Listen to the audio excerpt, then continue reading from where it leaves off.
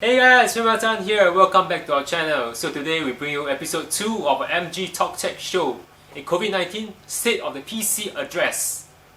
Okay, let's not make it so gloomy. It's after all an MG Talk Tech show. But anyway, as you may have already known, the Singapore government has released a set of rulings and a list of essential services which will remain open from 7 April 2020. As a tech and PC channel, we'll be delving into the provision of information and communications as well as the sale of consumer electronics. So, we shall have our resident guru, Gordon, to provide his perspective of what's going to happen with this new set of rulings that will happen as of 7 April 2020. So, a little bit of context. Gordon runs Typhoon Systems, a bespoke system integrator with his partners. Thus, he will be able to provide a good perspective which stems from his years of experience. So, without further ado, let's get Gordon in.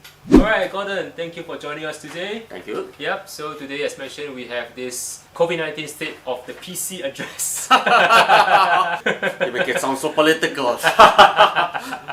I would say who. Okay, so Gordon, we have prepared a few questions that the public and businesses around the world as well as Singapore may want to know the answers to this current climate. Fire away. Okay, question number 1. As an experienced PC system integrator and from a perspective of an IT solutions provider, what do you think of these new rulings as well as how would it affect other various IT providers? Well, since for us at Typhoon, we do provide IT services as well as a sale of IT products, that kind of thing. So for us, our IT services will continue. IT support and services will go on as it is. Sales-wise, we may be making some adjustments. We have not decided as of what's today's date. Today is the 4th. We will decide on the adjustments come on the 6th, the day before the restrictions kick into effect. But I foresee that some things that we may have to adjust will be we may have to close off our showroom, so which means any interaction with us will be either by phone or through our online media. It could be like Facebook or Instagram messaging, that kind of thing. So basically everything's online right now. This will be for our customers' protection as well as ours. Yep. It's a mutual thing both ways. Yep. The other adjustment that I think we're going to have to make will be we're mulling whether for our admin staff, whether they will work from home, and while we, the tech staff, work here in the office itself. Because for us, it is not practical for us to work from home.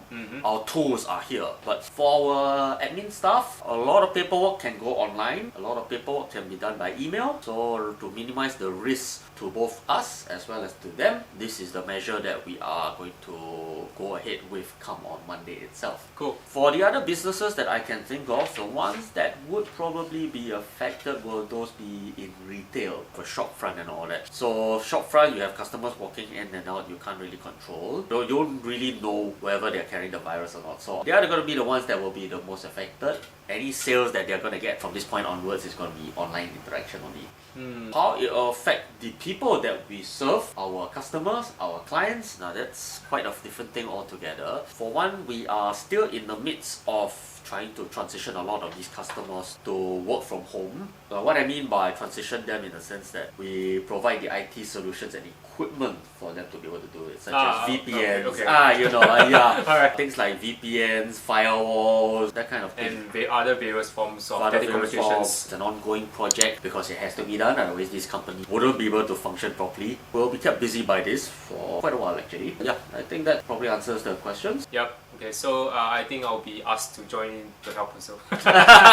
Okay, thank you for this answer. So let's go on to number 2. How do you think your customers have adjusted to these new rulings? Well, that would depend on which customer are you referring to. Are you talking about our gaming customers, the end users, or are you talking more towards our corporate one? For the end user, I'll just say that there has been quite a lot of people asking us to upgrade their PCs, to buy a new one. Because yes, now they are at home, they kind of realize that maybe their computer is a little bit too old to do things.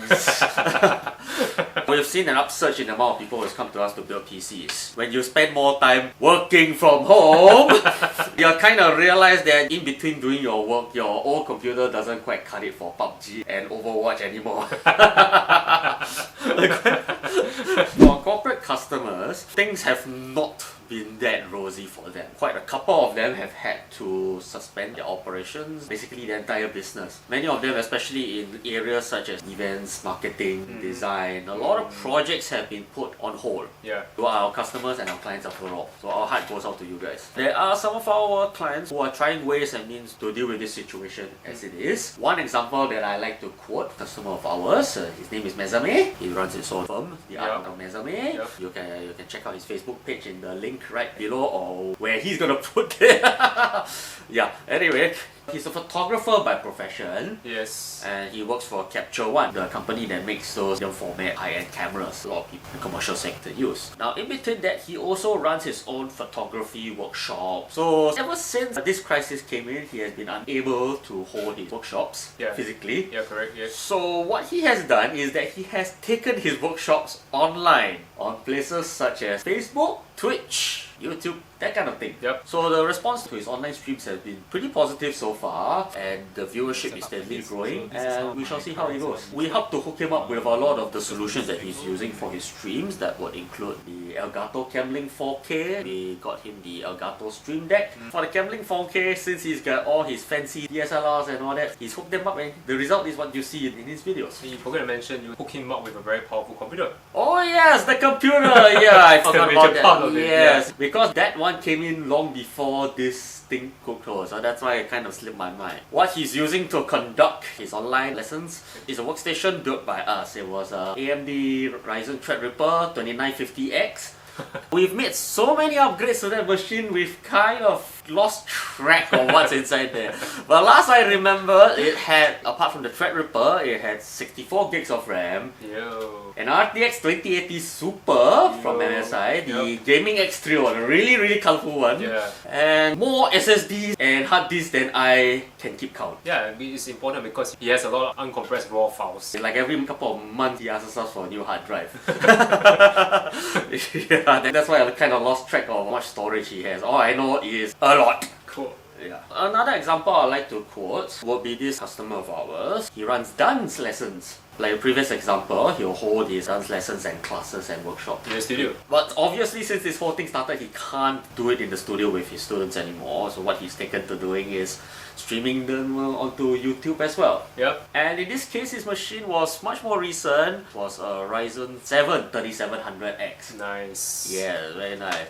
According to feedback from him, the system is handling the streams of his dance lessons to YouTube, Hangout, and the various other medias like a Total Champ. It's also recording as well. So yeah, these are just two examples of some of our customers have adapted to the situation as it is. So basically, this is something that we are also looking forward to upgrading mine. Yes. We'll get around to that. If you don't miss it, make sure to subscribe to our channel. Anyway, so I hope that answers your question. If you want more details, you can just drop your questions in the comment section below, and we'll see if we can answer it in the next episode. Anyway, if you want a PC also, make sure to contact him.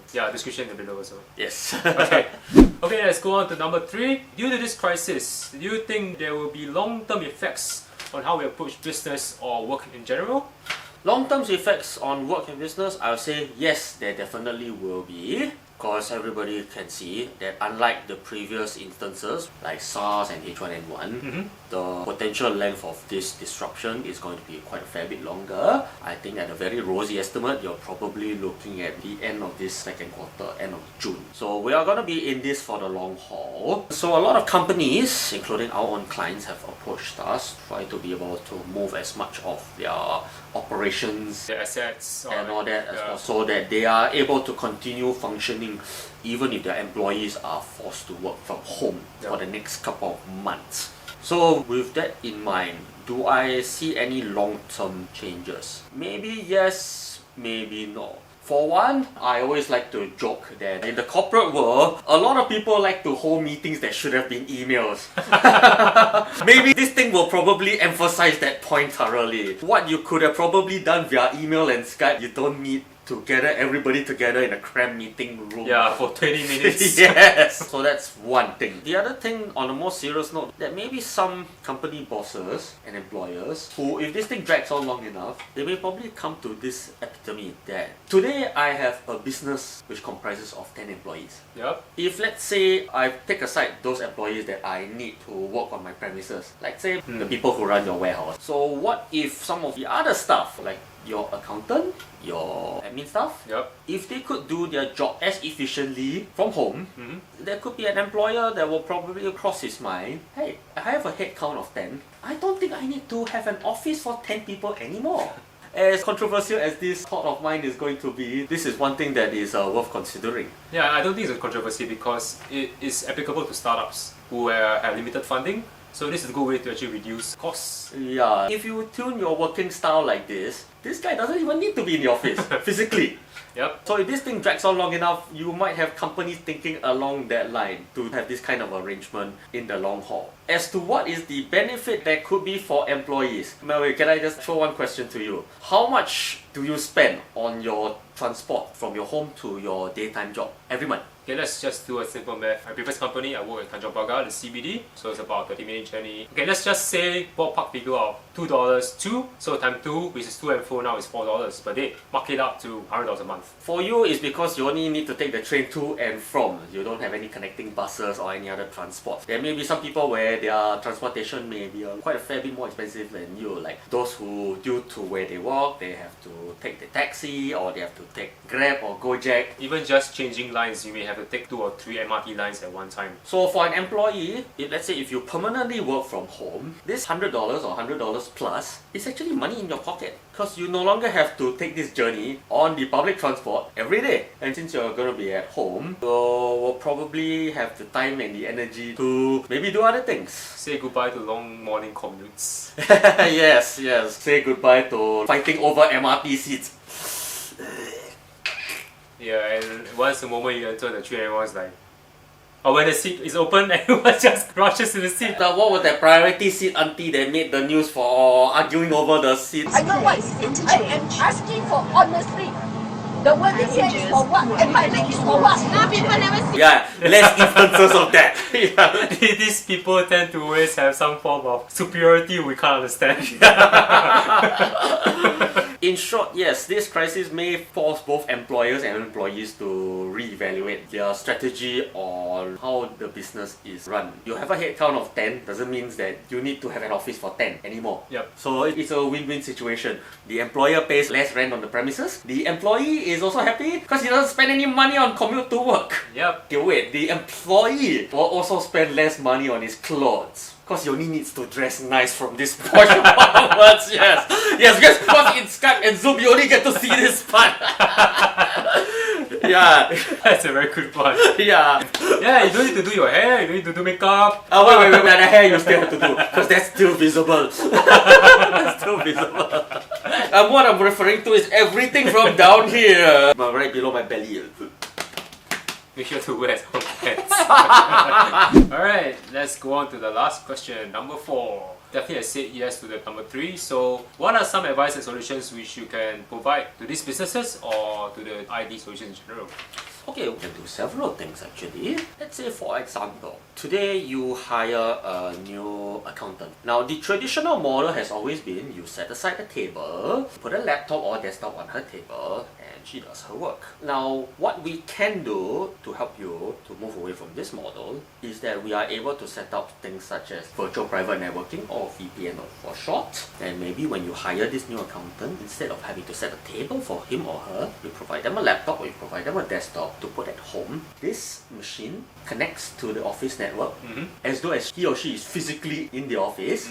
And the boss is the administrator. And using other processors such as your email, Skype, your Zoom, And so home mail. you could pass instructions to your employee. Heck, it could be something as simple as making a phone call rather than actually walking over to the desk. We can provide solutions like that, as well as being able to share like a cloud file sharing, that kind of thing, or network attached storage. And also with things like teleconferencing and all that, these are all comes under IT solutions and services. If you are moving along this line, do visit our Facebook page, drop us a message, and we'll see what we can work out for you. So yes, these are the questions we have today. This is episode 2 of our MG Talk Tech Show, the COVID-19 State of the Address special, trying to make this COVID-19 situation less gloomy, but also delving into what's going to happen in the next few months. So if you like this video, give us a thumbs up, make sure to subscribe to our channel and click on the bell. We're going to have a lot of new solutions based on this COVID-19 situation, like live streaming, Yeah, as we make Yeah, definitely. and it's something that we are still trying to figure out with the Astromech motherboard, but make sure to subscribe to our channel to not